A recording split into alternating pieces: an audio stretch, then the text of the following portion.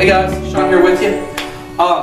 So tonight in class we talked about anger and frustration, and anger and frustration and disappointment and feeling helpless and everything else, and it all centers around one thing: discouragement. And guys, I know that going through school and going through life, we get discouraged so much, and we ask God to move in our situations in our life, and He doesn't do it sometimes in our time. He'll do it in His time. And one of the things that I was telling the class about was a young lady that I used to have whenever I pastored a church. Her name was Courtney. Courtney was 12 years old, and she had Ewing sarcoma, which is a very aggressive, fast-moving form of cancer.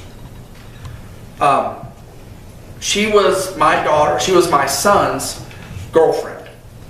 And her whole life, she wanted to be a princess. She wanted once to go to a dance. And she got to go to one dance. It was Valentine's Day dance. And just to see how fast things moved downhill, from February to April were the last few months of her life.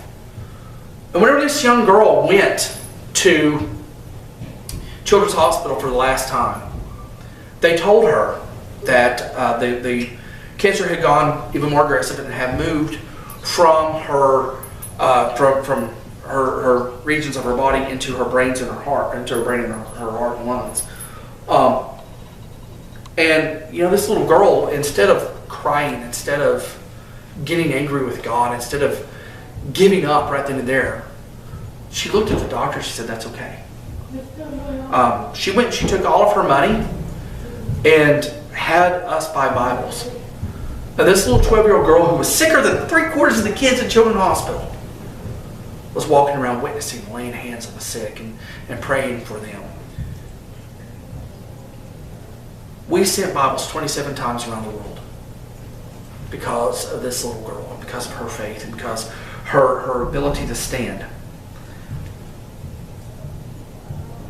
For those who don't know, I've actually started taking Brazilian Jiu-Jitsu, and I love it. I keep telling the kids and everyone about it because I think that it's such a great thing, because it allows me to get so much frustration out during the week. It's a really good workout. But we have a word that we use there, and it's derived from a Japanese word called onegai shimasu.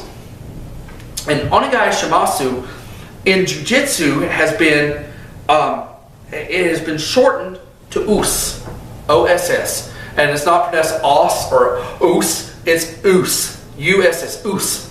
And what us means, a lot of people say, well, I take jiu-jitsu and I take martial arts and stuff, and I hear my professor all the time, or my sensei, or whoever it is teaching me, say us, and it always means yes. Actually, that's not what it means. What us actually means is to persevere under pressure. Onegai shimasu. Persevere under pressure. So whatever it is you're facing today, whatever it is you're going through, know that you can have spiritual strength. The three things that we're working on, guys. Cricket will put up a picture of me later on if you can find it, where I was 300 pounds in January. I've dropped about 70 pounds since, because I had to learn to persevere. I had to learn how to move this weight, to get strong, spiritually, mentally, physically. My prayer for you is that you be strong in all three ways. I'm going to ask Cricket to come over here with me. So guys, wherever you're at, our prayer for you is that you will stand strong in the faith, and that you will persevere under pressure. And we leave you with one word: us.